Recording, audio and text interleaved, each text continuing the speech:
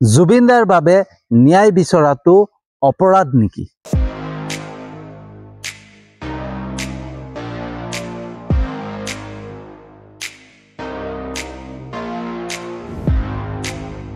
Good evening বন্ধুসকল, শুভ সন্ধ্যা। তো বন্ধুসকল, প্ৰথমতে এটা ভিডিঅ' ক্লিপ আপোনালোকক লগাই দিছোঁ, ভিডিঅ' ক্লিপটো চাই লওক।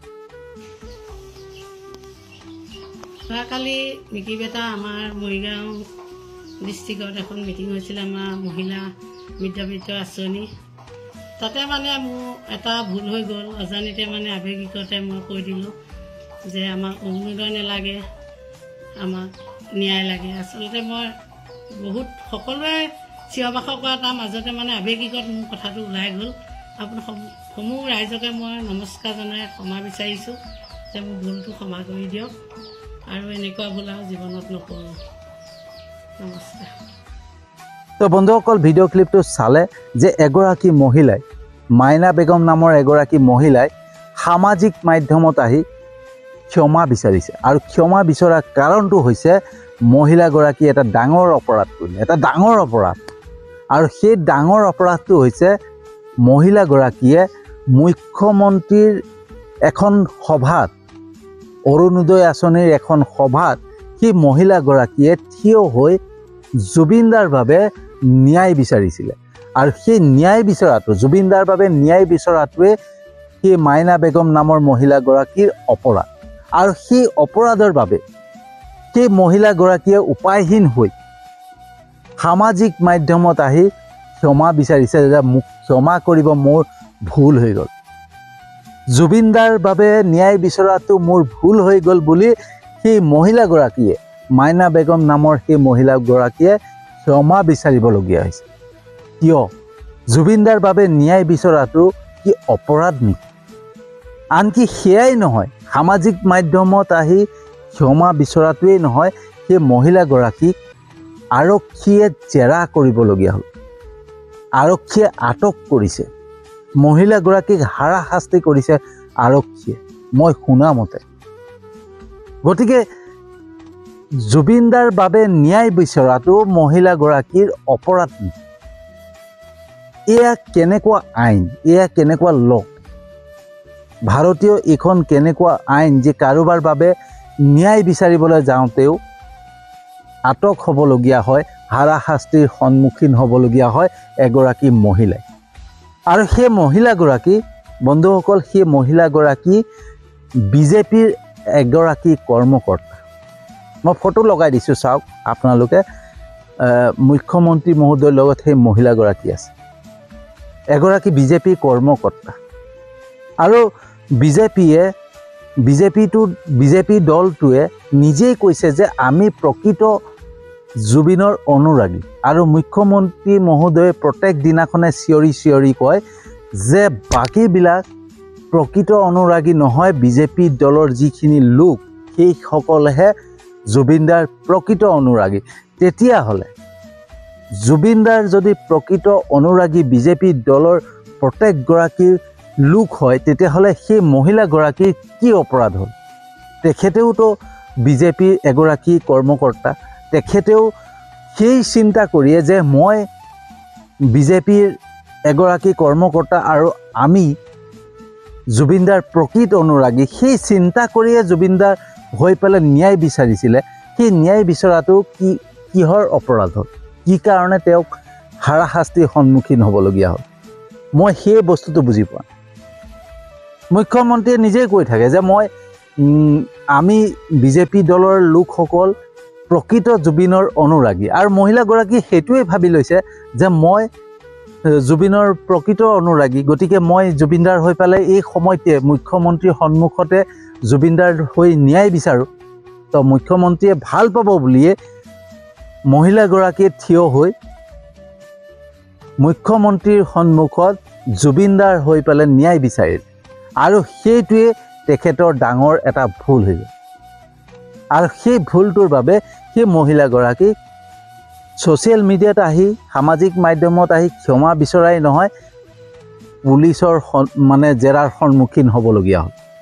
তেতিয়াহ'লে মুখ্যমন্ত্ৰীয়ে যে কৈ আছে যে আমি প্ৰকৃত অনুৰাগী, জুবিনদাৰ প্ৰকৃত অনুৰাগী, আমি প্ৰকৃততে ন্যায় বিচাৰি আছোঁ, তেতিয়াহ'লে সেই ন্যায় বিচৰা সেই মহিলাগৰাকীক আপোনালোকে কিয় আটক কৰালে, কিয় হাৰাশাস্তি কৰালে, কিয় সেই মহিলাগৰাকীয়ে সামাজিক মাধ্যমত আহি মানে ক্ষমা খুজিবলগীয়া হ'ল?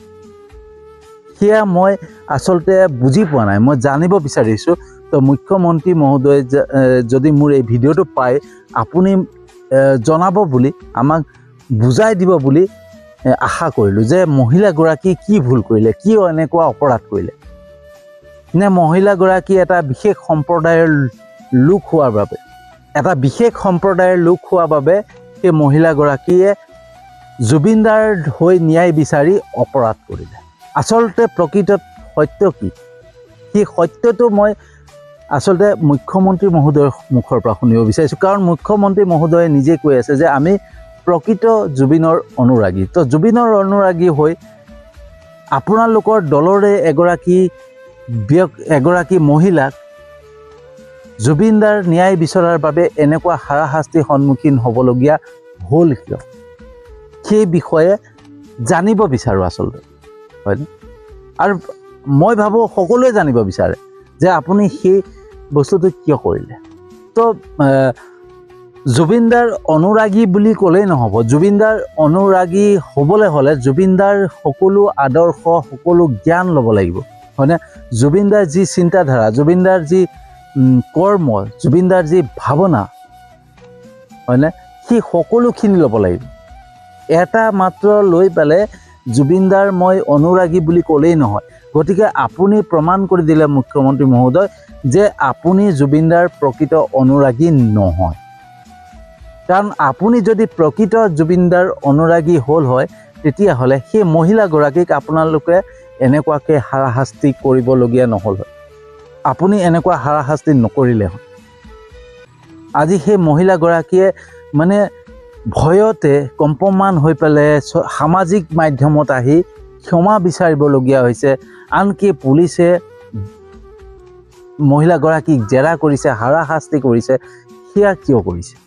যদিহে আপোনালোক জুবিনদাৰ প্ৰকৃত অনুৰাগী, তেতিয়াহ'লে সেয়া কিয় হৈছে? তো বন্ধুসকল, মই সেই ভিডিঅ'টো দেখা পালোঁ, ভিডিঅ'টো দেখা পাই পেলাই মোৰ নিজৰে কিবা এটা বেয়া লাগিলে। আৰু মই এটা বস্তুত প্ৰশ্নত আহি গ'লোঁ যে যদি মুখ্যমন্ত্ৰী মহোদয়ে প্ৰকৃততে জুবিনদাৰ ন্যায় বিচাৰে, জুবিনদাৰ ন্যায়ৰ বাবে চিন্তা কৰে আৰু জুবিনদাৰ প্ৰকৃত অনুৰাগী হয়, তেতিয়াহ'লে সেই মহিলাগৰাকী, যিগৰাকী মহিলা বিজেপিৰ কৰ্মকৰ্তা হয়, সেই মহিলাগৰাকীক কিয় হাৰাশাস্তি কৰিছে, কিয় ক্ষমা খুজিবলগীয়া হ'ল, হয়নে? এইটো আচৰিত কথা হয়নে নাই? আপোনালোকে নিজেই চিন্তা কৰক যে এইটো এটা আচৰিত কথা হয়নে যে নিজৰে কৰ্মকৰ্তা, নিজৰ বিজেপি দলৰে কৰ্মকৰ্তা এগৰাকীয়ে মুখ্যমন্ত্ৰী মহোদয়ৰ সন্মুখত জুবিনদাৰ ন্যায় বিচৰাৰ বাবে সেই মহিলাগৰাকীয়ে হাৰাশাস্তিৰ সন্মুখীন হ'বলগীয়া হৈছে। কিমান এটা ডাঙৰ কথা, চিন্তা কৰক আপুনি। তো ইয়াতে প্ৰমাণ কৰি দিছে, হয়নে, যে ইয়াতে প্ৰমাণ কৰি দিছে মুখ্যমন্ত্ৰী মহোদয়ে যে প্ৰকৃততে মুখ্যমন্ত্ৰী মহোদয়ে জুবিনদাৰ ন্যায় নিবিচাৰে, হয়নে? ইয়াতে প্ৰমাণ কৰি দিছে, ইয়াতে প্ৰমাণ হৈ যায়। মাত্ৰ মুখেৰে মানুহক মানে এটা বেলেগ দিশত নিবৰ কাৰণে চেষ্টা কৰি আছে, যাতে জুবিনদাৰ ন্যায় পৰা অঁতৰাই আনি পেলাই বেলেগ এটা দিশলৈ লৈ যাব পাৰি, সেই বস্তুটো পহৰাই পেলাব পাৰি, যাতে সকলোৱে পাহৰি পেলাই, সেয়া প্ৰচেষ্টা কৰি আছে মুখ্যমন্ত্ৰী মহোদয়। যদি সেয়া নকৰিলেহেঁতেন নহয়, তেতিয়াহ'লে সেই মহিলাগৰাকীয়ে হাৰাশাস্তিৰ সন্মুখীন হ'বলগীয়া নহ'লহেঁতেন। মহিলাগৰাকীৰ গাত দুখ নাই, কাৰণ মহিলাগৰাকীয়ে এটাই ভাবি লৈছে যে আমাৰেই মুখ্যমন্ত্ৰী মহোদয়ে জুবিনদাৰ অনুৰাগী হয়, আমাৰেই মুখ্যমন্ত্ৰী মহোদয়ে জুবিনদাৰ বাবে ন্যায় বিচাৰি আছে, তো মই ন্যায় বিচৰাটো কি অপৰাধ হ'ব? গতিকে সেইকাৰণে থিয় হৈ পেলাই মুখ্যমন্ত্ৰী মহোদয়ৰ ওচৰত, মুখ্যমন্ত্ৰী মহোদয়ে ভাল পাব বুলিয়ে মহিলাগৰাকীয়ে থিয় হৈ জুবিনদাৰ বাবে ন্যায় বিচাৰিলে। কিন্তু সেইটোৱে যে মহিলাগৰাকীৰ কাল হ'ব, সেই মহিলাগৰাকীয়ে বুজিয়ে পোৱা নাছিল। কিন্তু পিছতহে গম পালে, যেতিয়া শাস্তিৰ সন্মুখীন হ'ল, যেতিয়া জেৰাৰ সন্মুখীন হ'ল, যেতিয়া পুলিচে আটক কৰিলে, তেতিয়া মহিলাগৰাকী গম পাইছে যে মই কি ভুল কৰিলোঁ। তেতিয়াহ'লে চিন্তা কৰক, এগৰাকী বিজেপি নিজৰ দলৰ মানুহকে যদি জুবিনদাৰ বাবে ন্যায় বিচৰাৰ বাবে, জুবিনদাৰ ন্যায় বিচৰাৰ বাবে আটক কৰিব পাৰে, হাৰাশাস্তি কৰিব পাৰে, তেতিয়াহ'লে আমিতো সাধাৰণ মানুহ ন, তো আমাক কি কৰিব চিন্তা কৰক। তো বন্ধুসকল, এই সংসাৰত ভগৱান আছে, ঈশ্বৰ আছে, ঈশ্বৰ নথকা নহয়। ভগৱানে সকলো চাই আছে, ঈশ্বৰে সকলো চাই আছে। আৰু জুবিন দা ঈশ্বৰৰ সন্তান আছিলে, প্ৰত্যেকৰে মুখত আহিছে। গতিকে জুবিন দাক লৈ পেলাই কোনোবাই দুৰ্নীতি কৰিব, অন্যায় কৰিব, হয়নে, মানে ৰাজনৈতিক ক্ষেত্ৰত ব্যৱহাৰ কৰিব, ৰাজনীতি কৰিব, আৰু ভগৱানে চকু মেলি চাই থাকিব, সেয়া কেতিয়াও হ'ব নহয়। যোনে ভুল কৰিব নহয়, তেওঁৰ ভুলটো ওলাই পৰিব। তেওঁ যিমানেই মানুহৰ সন্মুখত যি কৰি নাথাকক, তেওঁৰ যোনটো পেটৰ ভিতৰত আছে নহয়, সেই পেটৰ ভিতৰত থকা কথাখিনি মানুহৰ সন্মুখত ওলাই থাকিব। বেয়া কেতিয়াও লুকাই নাথাকে, বেয়া এদিন নহয় এদিন ওলাই আহে। তো ইয়াতে প্ৰমাণ হৈ গৈছে যে মুখ্যমন্ত্ৰী মহোদয়ে জুবিন দাৰ ন্যায় নিবিচাৰে, হয়নে? তো বন্ধুসকল, যদি মোৰ সৈতে একমত হয়, তেতিয়াহ'লে এই ভিডিঅ'টো যিমান পাৰে শ্বেয়াৰ কৰিব, যাতে মহিলাগৰাকীয়ে শাস্তিৰ সন্মুখীনৰ পৰা বাচিব পাৰে, তেখেতে ন্যায় পায়। কাৰণ এগৰাকী মহিলাই এনেকৈ হাৰাশাস্তি হোৱাটো আমি নিবিচাৰোঁ, মই নিবিচাৰোঁ। আপোনালোকে কি ভাবে নাজানো। যদি আপোনালোকে মোৰ সৈতে একমত, তেতিয়াহ'লে ভিডিঅ'টো যিমান পাৰে শ্বেয়াৰ কৰিব। Thank U.